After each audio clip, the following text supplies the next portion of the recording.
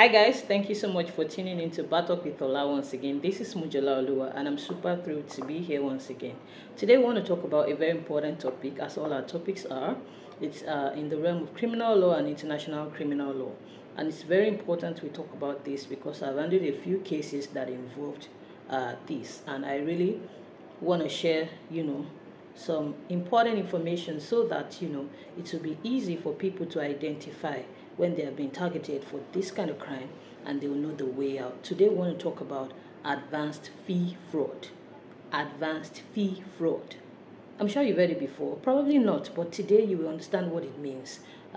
According to the FBI, an advanced fee scheme occurs when someone, that is the victim, pays some money to the perpetrator or predator, in exchange for some future value. It could be monies, it could be contracts, it could be inheritance, it could be gold, it could be even a relationship, Essentially, the predator approaches the victim and makes them believe, that they are a person of means, or that they are involved in some business with high returns or an investment with high yield, or they have suddenly come into an inheritance, or that they are going through a process, maybe facilitating a government contract or the release of someone from prison, as the case may be, different scenarios.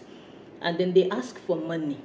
Usually they start with a little sum, promising that with your assistance, when this comes out, when the returns come, when the investment yields, you will get so and so amount. Or they could make it look as if they are in some immediate financial difficulty and that what they have is currently being held up maybe by the government, maybe there's a lien on it, and then if you give me this amount of money, I will be able to process the release of those funds or those goods, or facilitate that contract, and then you will get maybe a percentage of the proceeds when I'm done. Anything capable of being stolen or induces any other person to deliver to any person, anything capable of being stolen is guilty of a felony and is liable to imprisonment for 3 years. If the thing is of value of 1,000 naira or upwards, it is liable to imprisonment for 7 years. It is immaterial that the thing is obtained or its delivery is induced through the medium of a contract induced by the false pretense.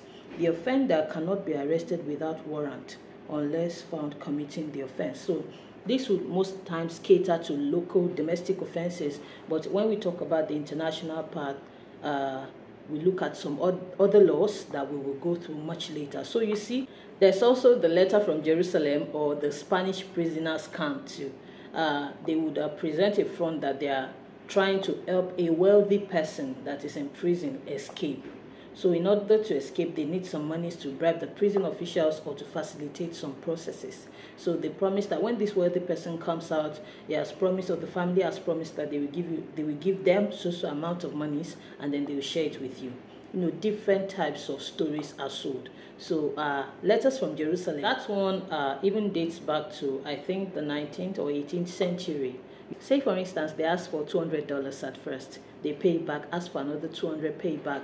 Then they ask for $2,000, and then they ask for another $4,000, with different promises and different explanations of why the money has not come, as the case may be.